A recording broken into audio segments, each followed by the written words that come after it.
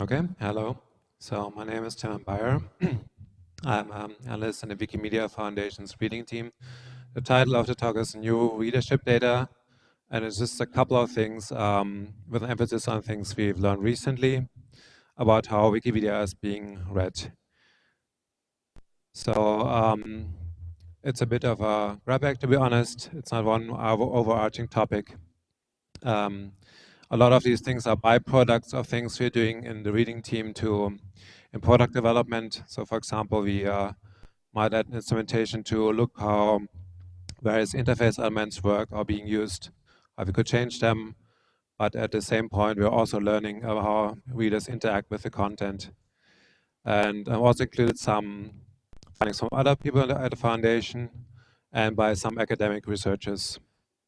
And last thing, as a caveat, it's not about page view data, so there's been a lot of research and our own analysis. I just presented at a metrics meeting last month about our general readership trends based on page view data, and there's been a lot of academic research about, so it's not about that.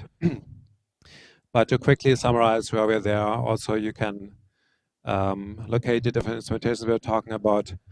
Desktop is still a bit more than half of our page views, but it's decreasing.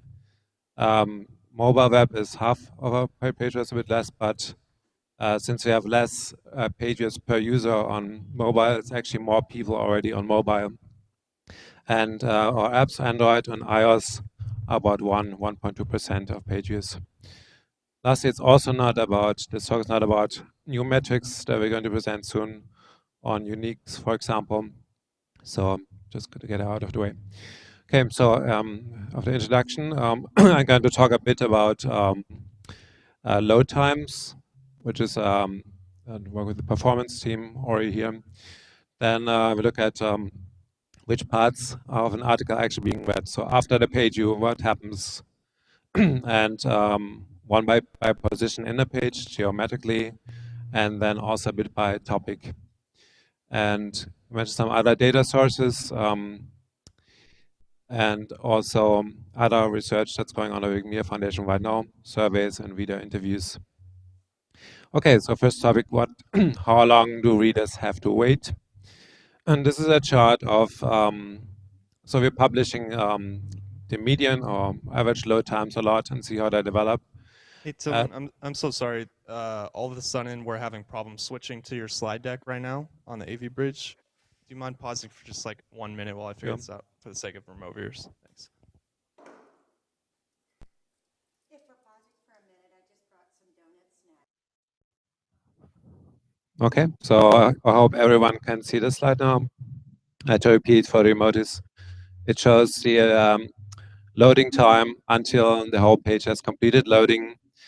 And it's a bit compressed here, it's a log scale. I just invite you to look at this and contemplate that the people on the left, which have less than 1 second or even half a second, are in a much different reading situation than the people on the right who wait for 10 seconds or 20. I mean, there's even some outliers with several minutes, right? And there's a timeout.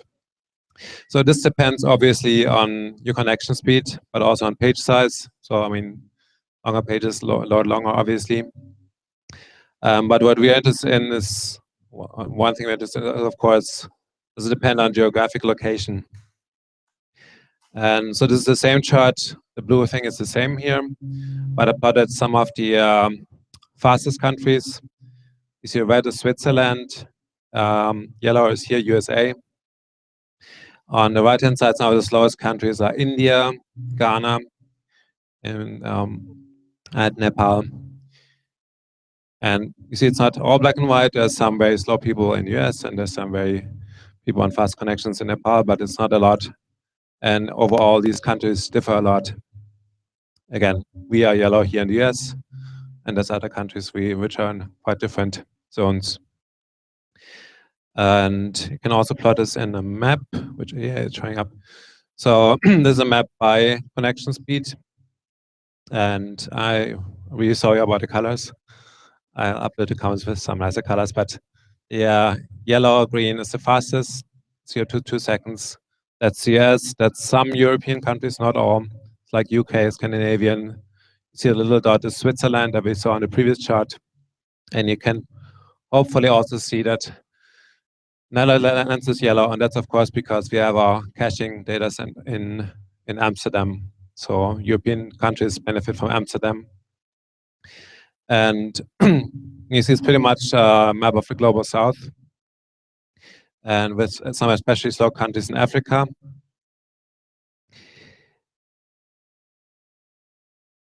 And with some caveats, this data actually doesn't show up if the page is not finishing loading. If the user waits too long and moves to another page, or if the connection times out, which can happen too. But it gives you a bigger picture, and this kind of thing really informs a lot of current work to improve things for people on slow connections in the global south. There's a big tracking back on Fabricator, make Wikipedia more accessible to 2G connections, 2G slow mobile connections. So that's things like lazy loading images, or recently removed presenting very high definition HDPI images, which are really slow to load on slow connections, things like that. Okay, that's so much about performance.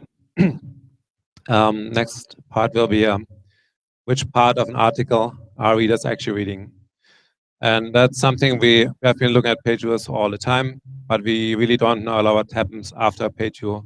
What does a page view even mean? How much of an article is being read? And since 1 or 2 years, we have some new data sources on this, and that's what I'm going to talk about in the next 10, 15 minutes or so. The first data source is something we did with a mobile web team.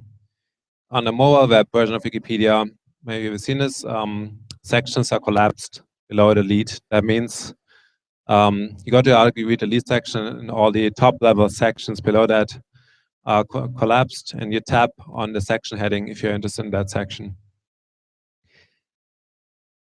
And then we can ask the question, so how many people actually open this section, right? And the result is that over 60%, or 61, only the lead section is looked at. And it decreases rapidly, as you can see in this chart. So it's like it's like 20% open exactly 1 second, and 25 or so 1 or 2 seconds, and it increases rapidly.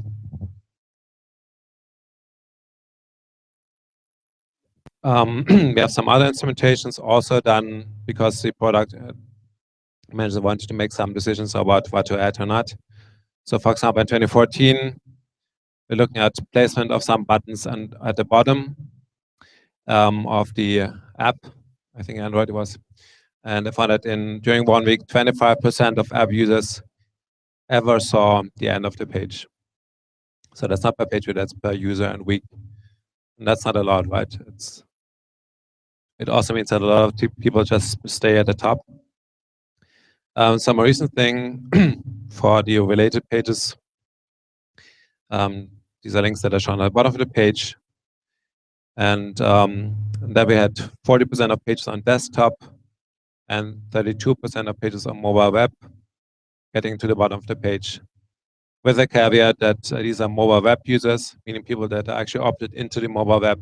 So they're probably more engaged readers. And also on desktop, they're opted into this. And another data set that is really interesting is click actions. There's a really interesting data set published about a year ago by the analytics team in ARI, which mapped click streams, meaning how people click from one page to another inside Wikipedia, right? Internal links, wiki links. It's on English Wikipedia and desktop. So one finding is you see the chart on the right, which is rotated to 90 degrees, basically. So the left-hand side is the top of the page, the right-hand side is the bottom of the page. And you see that the click rate decreases considerably from top to bottom, although a bit less rapidly than you might expect, or what we'll see later. Some other academic researchers, so this was done by Wikimedia Foundation with people from Stanford, Bob and Leila, the foundation.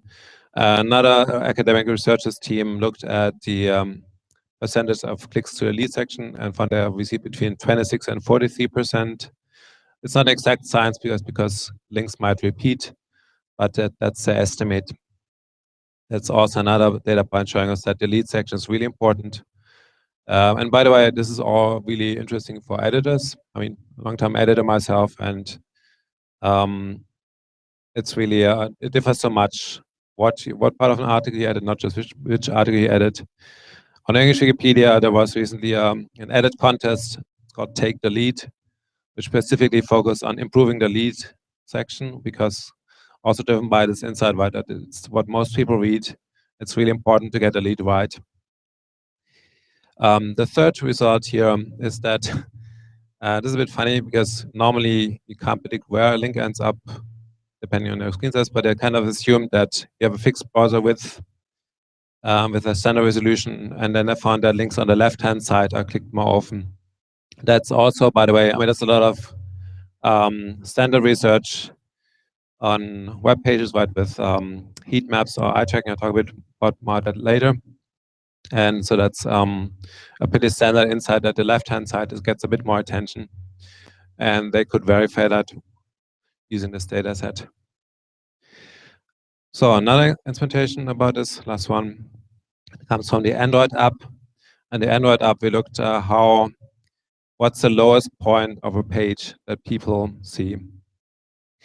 And so this is a really nice plot showing you how it decreases.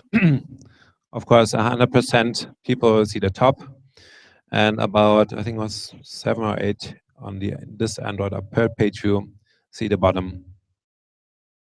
Again, it differs a bit from the higher numbers we saw on these opt-in readers on desktop and mobile web, but that's the app used for you. And again, it shows top is receives much more attention and should also, it's also much more important to get it right from an editor's perspective. Okay, this is another study, small study that studied scroll actions. So usually we don't track users with this kind of detail. This was a study done with Amazon Mechanical Turk users who basically had every action recorded in very much detail. So they were giving tasks to look up certain questions about diabetes and other medical content, I think. You can look up more details on MetaWiki, but this is one example. I'll quickly explain what it means. So the horizontal is the time axis. You see the whole thing took like 12 minutes. And the vertical axis is the position in the article. And the gray thing is the view pane, the viewport. So people, what the part of the article that people see. So this person started out on the main page, that's violet, and at the top. Then I went to the article, read diabetes mellitus, and jumped down to the middle of the page, read there for a while. Then they're kind of a bit of lost here. They jumped up and down a lot. Read another part, scrolled around a bit more, went to another article and just read this one section. Could look up what it was actually. I didn't. Went back to the previous article to about the same part they were reading beforehand, moved up a bit, and moved to 2 other articles. And yeah, this is just one case, anecdote. Not a systematic conclusion, but what I really like about this is that it drives home the point that Wikipedia articles are not being read linearly, right from top to bottom. And this is probably a pretty typical use case. Okay, so the next part, we can also ask what kind of content people are interested in. So this is some very preliminary data, but with the same data set we had earlier that tracked the section expansions.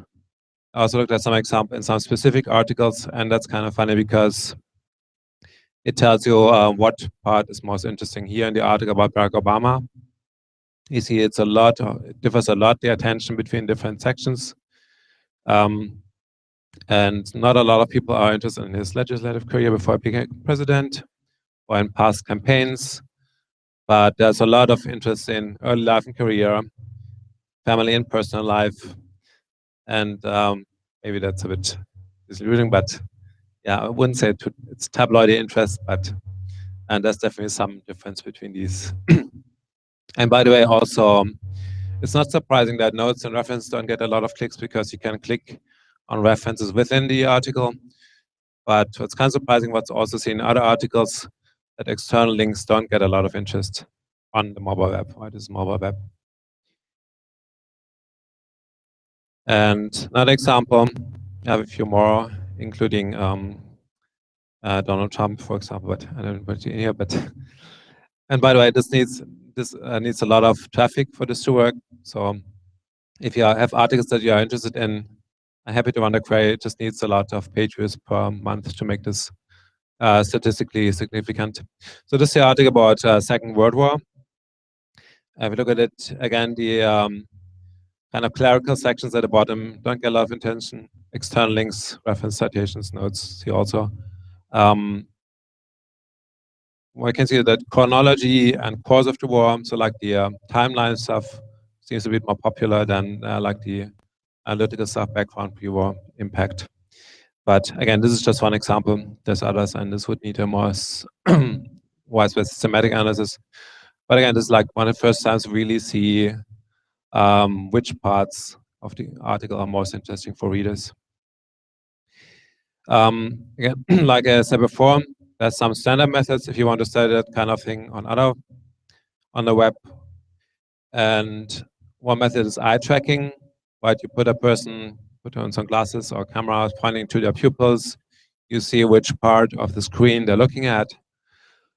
This is really a trick. I mean, it's standard, but it's pretty tricky to do. You need expensive equipment and you need to train people who are administering this. We haven't been using it at the foundation. I think Abby said that she's done in a previous job, but we don't have the capacity to do that here. But there was one German team of academic researchers who used that for a bit on the German Wikipedia. Yeah, that's just an excerpt.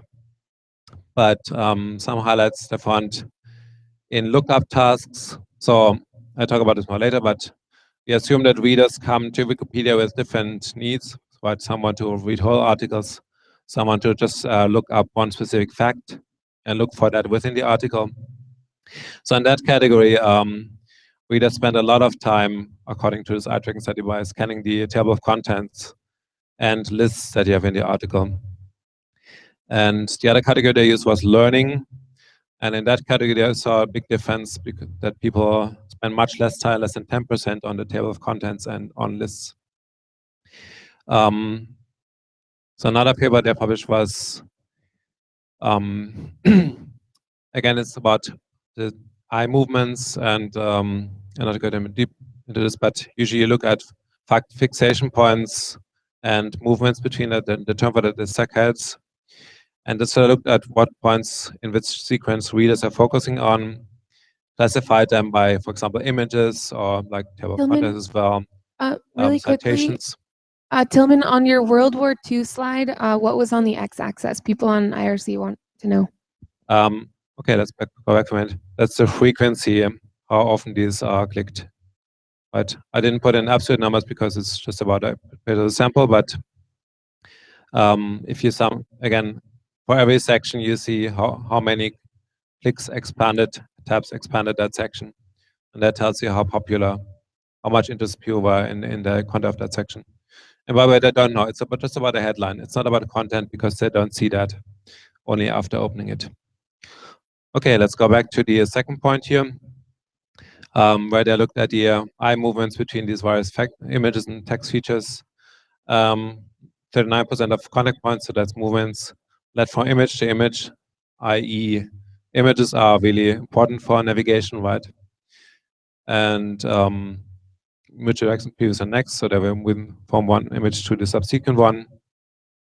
The text contact point was 37%, so also important, but not a lot.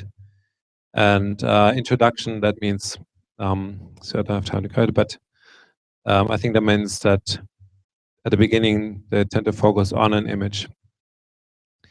Yeah, that's the references. I might also write a bigger summary for the Wikimedia Research newsletter that we're publishing every month. So I have a few more minutes. I just want to mention other research we're doing. Abby just came for her part. Hi, Abby. So one thing we did recently was to actually interview real in-life readers in the Global South in Mexico. So Abby and her team went to Mexico and interviewed a lot of them. You can read details on mediawiki.org. So that's qualitative research, right? That's kind of complementary to the quantitative research we're doing here, and it helps you to to maybe find things you would overlook in quantitative research, and that you can then also later test again. And similarly, we have done a series of reader surveys using the quick surveys features first. So there's a new software action where you can put in little banners inside articles. So the goal of that is to build a taxonomy classification of Wikipedia readers and of articles based on how they're being used by different kinds of readers. So what does it mean? So they're interested in the classification I was talking about, why you might come to Wikipedia and want to learn about something in depth. I'm going to Paris and I want to learn. I have 20 minutes to read about the Eiffel Tower. And to get an overview, what is here on the chart here? Overview is kind of a dictionary definition. If you've never heard about what is this Eiffel Tower thing, and oh, okay, it's a tower built in 18 something and famous site, whatever. So that's also a quick lookup, basically. And then they looked at isolated fact lookups. How high is the Eiffel Tower? When was it built? And that's a bit what we saw earlier in the diabetes, for example, right? Where they were asked a specific question, had to find the answer in the article or in the eye tracking study, where they were looking at the table of contents so long to see where in this article might this specific information be hiding that I'm looking for. And so you see the first result on the right. So the fact lookup and I mean the in-depth lookup is important, but it's like the minority, it's 25%. And the two quicker tasks, overview and fact, are about the same. And just to mention what they're going to do, they're also interested in if somebody tells you what they are doing, in what situation they are reading Wikipedia at school, for example, what of these three tasks might they be doing, or they're most likely to be doing, or vice versa. And slide. Also look at page view sessions. So that's the interesting thing. I mean, there have been various reader surveys before. There's a list on Meta. And what's new here is that they can actually tie that to what these people are actually reading and how they're reading it. So that's still being ongoing work, but I think it's going to be really interesting. So that's what it is. So the page view session features, meaning how long the session might be, how many articles. Are they reading lots of related articles? Can we also predict which articles are being related? That's a bit similar to the clickstream dataset I mentioned earlier, which, by the way, I forgot to mention that. So the real purpose, like for the other instrumentations, the real purpose of the clickstream dataset was not to study these aggregation things, but to provide link recommendations. Right? What kind of links might be missing if a reader clicks to 5 articles and then ends up on one? Maybe you should link directly to the 5th article. And similarly here, right, if you see that a lot of people are reading this group of articles, maybe you can provide direct recommendations to a person in that kind of task. Again, there's more on that on Meta. I just want to mention it because it's a pretty big project going on. Cool. Yeah, so again, it's been a bit of a grab bag.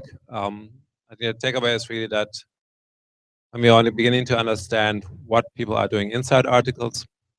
And one big takeaway for this especially is that the lead section is much more important, right? And also that section headings matter. They decide on whether people click on open your section to actually read what you wrote or don't on mobile web. Also on table of contents, by the way. I mentioned the performance realization, right? That we have readers with really, really differing connection speeds and needs as also. And yeah, and the three different tasks of that we're beginning to distinguish that readers come to Wikipedia with very different needs and tasks they want to accomplish. And that's what a lot of people are working on right now. Cool. Yeah. Any questions?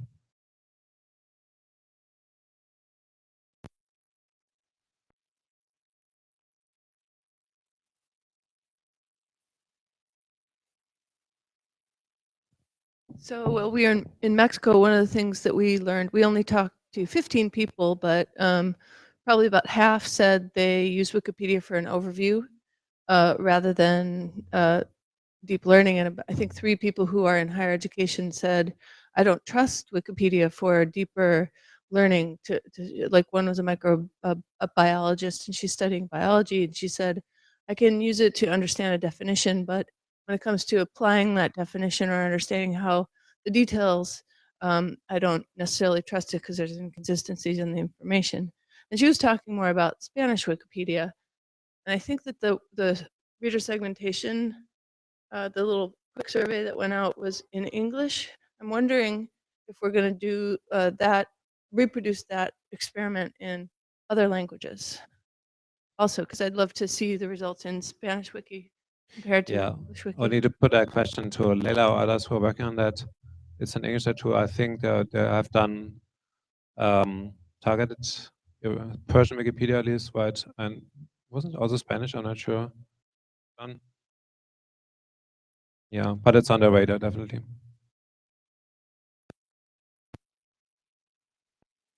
Indeed, yeah. Coming from different angles. Other questions?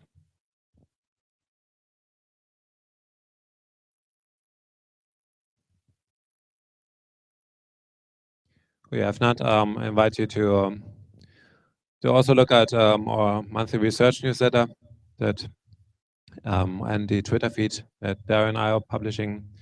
So we cover a lot of academic research there. Also sometimes this data analysis on the foundation. And you can learn a lot about various aspects of how Wikipedia is being used. That's on Meta and on Twitter. Also the Wikimedia Foundation's reading team has a page on MediaWiki.org with ongoing work and quarterly goals, right? What's coming up in the next quarter, what has been up this quarter. And the third page I linked was that collects part of the things I was talking about, which parts of an article are being read. So you find some of the charts and the papers, etc. there. And also I'm going to add some things from this talk I just did recently. Okay. Any other questions? So, cool. Thank you.